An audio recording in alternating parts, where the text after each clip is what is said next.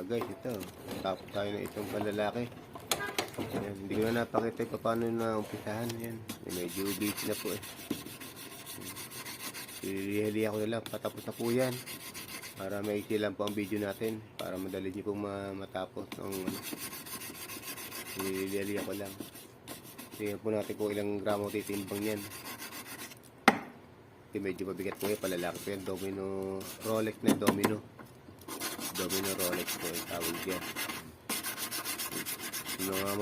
Yung mga butas po na sa ibabaw na yun, umilalagay po ng bato yan. Kinikinis ko na lang po siya para pagka kinuha ng may-ari, eh, sandali na linisin. Kasi bago po lagyan ng bato yan, ililinis pa po muna.